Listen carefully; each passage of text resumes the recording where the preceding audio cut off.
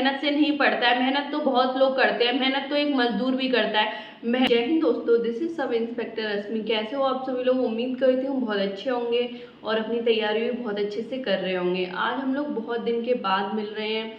लगभग मैं 1 से 1.5 महीने के बाद ही कोई वीडियो बना रही हूँ। तो आप लोग प्लीज़ इस वीडियो को लाइक करना, कमेंट्स करना और अपने दोस्तों के साथ ज़रूर शेयर करना, क्योंकि यूट्यूब एक ऐसा प्लेटफॉर्म है जिस पे अगर आप कंसिस्टेंट नहीं हो, जिस पे आप रेगुलरली वीडियोस नहीं डालते हो, तो ये आपकी वीडियोस की रीच नहीं भेजेगा। तो आपको प्लीज़ अपने दोस्तों के साथ ये वीडियो शेयर करनी है ताकि इस वीडियो की रीच थोड़ी अच्छी हो जाए और लोगों को भी ये देखने के लिए मिल जाए और मुझे भी आगे नेक्स्ट वीडियो बनाने के लिए थोड़ा सा मोटिवेशन मिल जाए। और आपके जो कुछ भी डाउट्स हैं वो भी आप कमेंट में पूछ सकते हो। तो चलिए वीडियो शुरू करते हैं। उम्मीद करती हूँ आप तैयारी पहले से अच्छे से कर रहे होंगे। आप लोगों ने देखा होगा कि आपको सब लोग यही लोग बता रहे हैं कि ऐसे तैयारी करनी है, वैसे तैयारी करनी है, मैथ ऐसे पढ़ना है, रीजनिंग ऐसे पढ़नी है, हिंदी ऐसे पढ़नी है। लेकिन इस चीज़ के बारे में कोई बात नहीं करता कि आपको क्या चीज़ें नहीं करनी है। ऐसी क्या चीज़ें हैं जिनसे आपका फोकस नहीं बन पा रहा है, ऐसी क्या चीज़ें हैं जिससे आप एक जगह पर बैठ के 2 से 4 घंटे नहीं पढ़ पा रहे हैं। ऐसी क्या चीज़ें हैं जो आपको डिस्ट्रैक्ट कर रही हैं, जो आपको नहीं करनी है। तो आज हम उन्हीं चीज़ों के बारे में बात करेंगे। मैं ऐसी आपको 5 चीज़ें बताऊंगी जिन्हें अगर आप कर रहे हैं तो लगभग आप अपना सिलेक्शन भूल ही जाइए। मतलब इसमें नहीं, आपका किसी में भी सिलेक्शन नहीं होगा। और ये पढ़ाई से ही नहीं है, आप अगर कुछ और भी कर रहे हो ना तो ये चीज़ें बहुत ज़्यादा मैटर करती हैं। तो अगर आपको ये चीज़ें अभी की अभी छोड़नी होंगी, छोड़ने के लिए हमें पता होना चाहिए कि हम क्या मिस्टेक्स कर रहे हैं। आपने 80-20 का रूल तो पता ही होगा आप लोगों को कि हमें 80% रिजल्ट बस 20% काम करने से मिलता है। और कुछ ऐसे 80% सिलेबस हमारा ऐसा होता है जो हमें नहीं पढ़ना होता है। लेकिन हमें पहले उस चीज़ के बारे में पता होना चाहिए कि हमें क्या चीज़ें नहीं करनी है। आप लोग टेलीग्राम ग्रुप भी ज्वाइन कर सकते हैं, लिंक मैं इसका डिस्क्रिप्शन में दे दूंगी आप लोगों को। तो चलिए वीडियो शुरू करते हैं। तो हमारा फर्स्ट पॉइंट है कि आपके पास कोई स्ट्रेटजी नहीं होती है, लेकिन आप पूरा दिन पढ़ते रहते हो। उससे क्या होता है, जैसे कि आपने एक दिन मैथ पढ़ लिया, एक दिन हिंदी पढ़ ली, एक दिन रीजनिंग पढ़ ली, आपका जब मन करे आपने जीएस पढ़ ली, जब मन करे आपने जब करंट अफेयर्स पढ़ ली, लेकिन आपके पास कोई प्रॉपर स्ट्रेटजी नहीं है कि आपको कौन सी सब्जेक्ट कौन से टाइम पे पढ़नी है, कितना टाइम देना है कौन सी सब्जेक्ट को, आपको रिवीजन कब करना है, कब कब रिवीजन करने हैं आपको, कब कब आपको मॉक टेस्ट लगाने हैं और आपका कितना सिलेबस कंप्लीट होने के बाद आपको मॉक टेस्ट लगाने हैं। आपके पास कोई प्रॉपर स्ट्रेटजी नहीं होती है और लेकिन आप पढ़ते रहते हो। आपने देखा होगा कि 10-10 कोई बच्चा, जैसे कि मेरी खुद की एक दोस्त थी, 10-10 घंटे पढ़ती थी। घर का भी कुछ काम नहीं करना होता था, उसे कुछ भी नहीं करती थी, वो पूरा दिन ही पढ़ती थी और पढ़ने में भी बहुत अच्छी थी। लेकिन फिर भी उसका आज तक भी कहीं भी सिलेक्शन नहीं हुआ है, क्योंकि वो एक प्रॉपर स्ट्रेटजी के तहत नहीं पढ़ती है। उसे नहीं पता है कि कौन सी सब्जेक्ट कब पढ़नी है, कब रिवीजन करना है, कैसे पढ़ना है। एक ही सब्जेक्ट को लेके पूरा दिन भर नहीं बैठना है। ऐसी छोटी छोटी गलतियों की वजह से ना हर बार हजारों स्टूडेंट्स सेलेक्ट नहीं हो पाते। लेकिन ऐसा नहीं है कि वो पढ़ते नहीं है, पढ़ते बहुत ज़्यादा हैं, लेकिन उन्हें नहीं पता होता कि हमें क्या करना है क्या नहीं करना। तो इसी वजह से तो आपको एक पहले अपनी प्रॉपर स्ट्रेटजी बनानी है, उसी के बाद आपको पढ़ाई करनी है। आपको ऐसे ही अंधों की तरह लेके नहीं बैठ जाना है कि आप बस जीएस लेके बैठ गए और पूरा दिन आप जीएस को पढ़े जा रहे हो। अगर आप कमेंट करके बोलोगे तो मैं भी आप लोगों के लिए एक प्रॉपर स्ट्रेटजी प्लान दे सकती हूँ, proper time table, proper strategy कि आपको कब रिवीजन करना है, कब मॉक टेस्ट लगाना है। लेकिन आप कमेंट करके बताना है कि आपको चाहिए कि नहीं चाहिए, अदरवाइज आप अपना प्लान खुद भी बना सकते हो। पॉइंट है कि हम पढ़ते सब कुछ हैं, लेकिन हमें मास्टरी किसी सब्जेक्ट में नहीं होती है। जैसे कि एग्जाम्पल के थ्रू आपने मैथ पढ़ लिया है ना, किसी किसी बच्चे का मैथ बहुत अच्छा होगा, किसी किसी का मैथ बहुत वीक होगा। तो सब लोग अगर उसे 2-2 घंटे ही देंगे, जिसका वीक है वो भी 2 घंटे पढ़ रहा है, जिसका स्ट्रॉन्ग है वो भी 2 घंटे पढ़ रहा है, तो उससे क्या होगा ना, जिसका स्ट्रॉन्ग होगा उसका और स्ट्रॉन्ग करने के लिए उसे और एक्स्ट्रा वो पढ़ना है। तो हमें पता होना चाहिए कि हमारी कौन सी सब्जेक्ट अच्छी है और जो हमारी सब्जेक्ट अच्छी है ना उसे और अच्छा बनाना है। अगर आपका मैथ अच्छा है तो मैथ एक ऐसा सब्जेक्ट है कि उसमें 40 में से 40 स्कोर भी किया जा सकता है। मेरे हर बारी जब भी मैं एग्ज़ाम देती थी मेरे फुल ही मार्क्स आते थे मैथ में, क्योंकि मुझे पता है कि मेरा मैथ स्ट्रॉन्ग है, तो मुझे मैथ कैसे पढ़ना है, कितना टाइम देना है। तो आपको एक सब्जेक्ट ऐसी बनानी है जिसमें आपको फुल स्कोर लाना है, मतलब 1-2 नंबर कट जाए उस किसी गलती की वजह से, माइनर मिस्टेक की वजह से, है ना, तो कोई अलग बात है, लेकिन आपको अपना स्ट्रॉन्ग पॉइंट पता होना चाहिए कि ये चीज़, जैसे रीजनिंग मुझे बहुत अच्छे से समझ में आती है, हिंदी में बहुत अच्छे से समझ लेता हूँ, तो मुझे अपनी हिंदी को बहुत अच्छा बनाना है।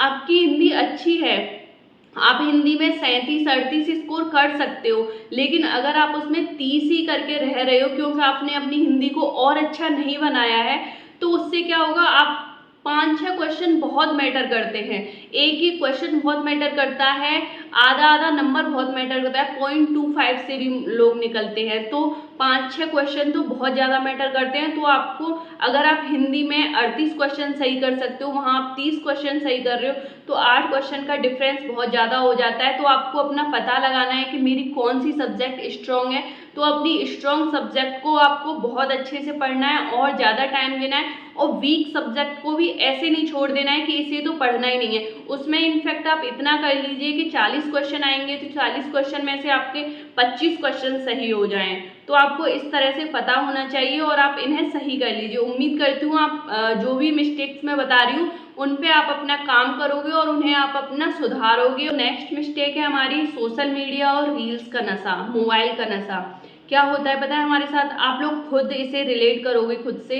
आप पढ़ते हो, पढ़ने के बाद आप सोचते हो, या फिर पढ़ने के बाद भी नहीं, सुबह सुबह आप सोचते हो थोड़ा बहुत पढ़ लिया या फिर नहीं भी पढ़ा, या फिर कुछ काम कर लिया, उसके बाद आप सोचते हो 10 मिनट रील्स देख लेते हैं या फिर 10 मिनट फ़ोन देख लेते हैं। वो 10 मिनट आपका 30 मिनट में बदल जाता है, और 30 मिनट के बाद आपको गिल्ट फील होता है कि मैंने अपने 30 मिनट वेस्ट कर दिए, और फिर आपका पूरा दिन खराब हो जाता है। तो इस तरह से होता है, ये एक जाल होता है, तो आपको इससे निकलना है, ये बहुत ज़्यादा मैटर करता है। आप इन चीज़ों को छोटे में मत लीजिएगा, हल्के में मत लीजिएगा, ये बहुत मैटर करती हैं। तो आपको रील्स का नशा, सोशल मीडिया का नशा, आपको पता भी नहीं है कि ये सोशल मीडिया आपका सपना चुरा रहा है, आपका सपना खा रहा है। जब तक आप इनमें सुधार नहीं करोगे आपका सिलेक्शन नहीं होगा। तो जिस टाइम पे आप सोचिए, अगर आप 1 से 2 घंटे भी अगर सोशल मीडिया देख रहे हो, सोशल मीडिया स्क्रॉल कर रहे हो, आप सोशल मीडिया देख रहे हो, मोबाइल यूज़ कर रहे हो, उन 1 से 2 घंटे में अगर कोई दूसरा बच्चा, दूसरा आपका कंपटीटर बैठ के अपना रिवीजन कर रहा है, तो आप ही बताइए आपका सिलेक्शन होगा कि उस दूसरे बंदे का सिलेक्शन होगा? दूसरे का ही होगा ना।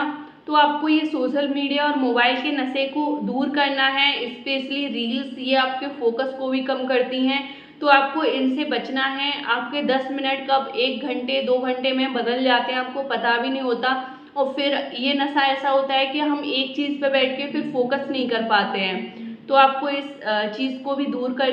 नेक्स्ट है डिसिप्लिन की कमी। आप 3 दिन पढ़ते हो, 3 दिन आपके अंदर बहुत जोश रहता है। अब किसी भी एग्ज़ाम की प्रिपरेशन कर रहे हो कि मैं तो इस एग्ज़ाम की प्रिपरेशन कर रहा हूँ, 3 दिन बहुत जोश में पढ़ते हो, फिर आप उसके बाद 4 दिन नहीं पढ़ते हो।